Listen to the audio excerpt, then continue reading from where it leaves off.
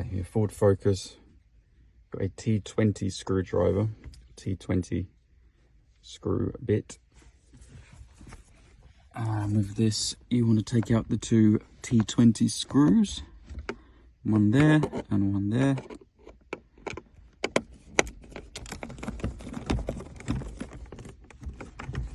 We'll do that now.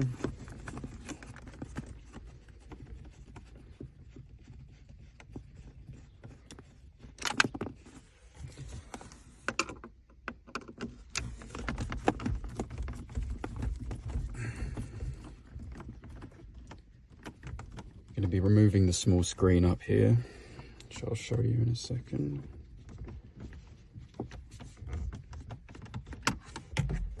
Take those two screws out.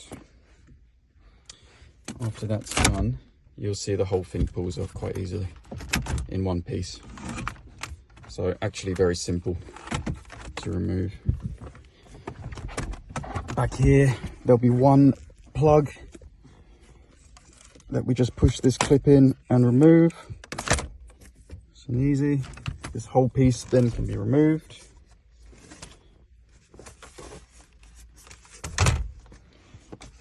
To one side.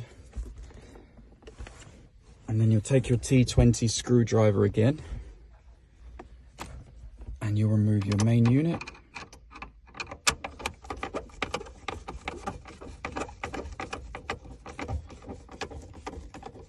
Again, it's just two screws, nice and easy. One there, one here.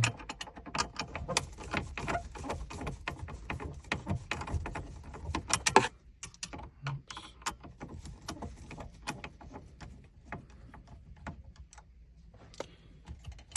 After you've done that, you can give the whole unit a pull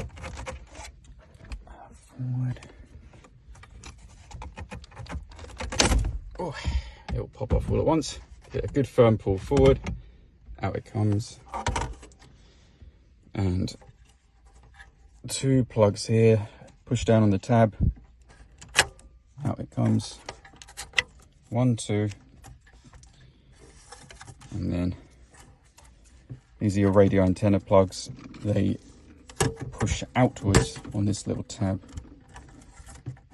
and once they're pushed outwards, they will also come out like that.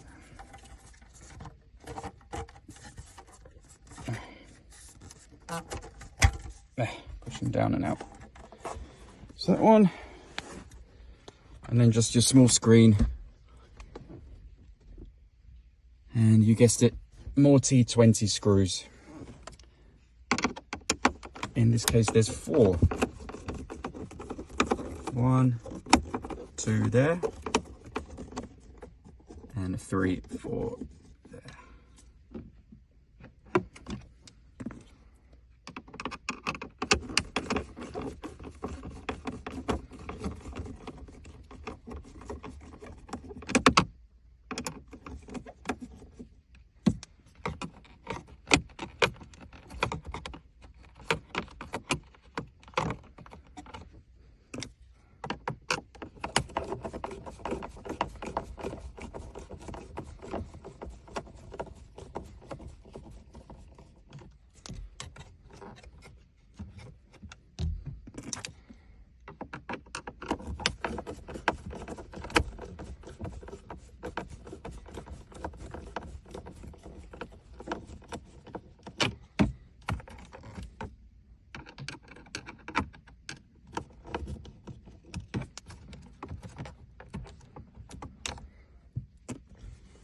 Once you've removed them, simply lifts off, turn it around, and then the last plug is this one.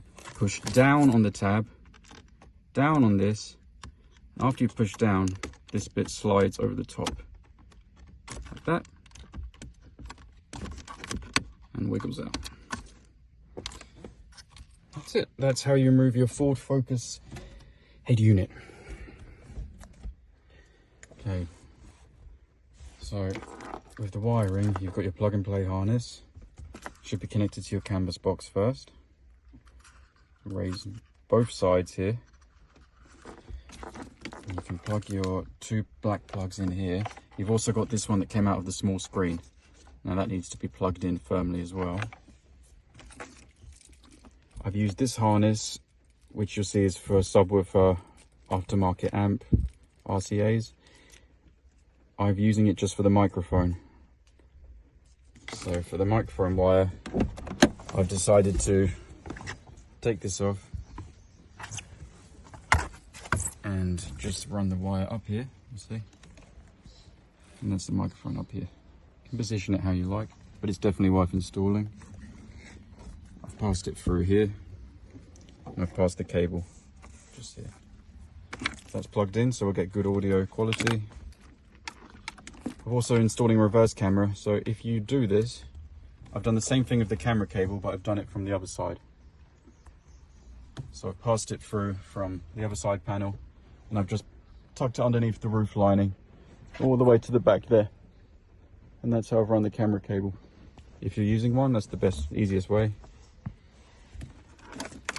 I've also put my 2 USBs through the glove box. It's a nice safe place to keep them. Yeah, easy enough to pass through here. USB cables. And then I've also stuck down my GPS device here. Just take off the sticky and stick it somewhere securely. Can be anywhere underneath the dash. And the same for the 4G antenna here. So I've stuck those down. Prepared my frame by removing the air vents off the back of the old one, putting them in here and attaching this part. So it's ready to go and plug in.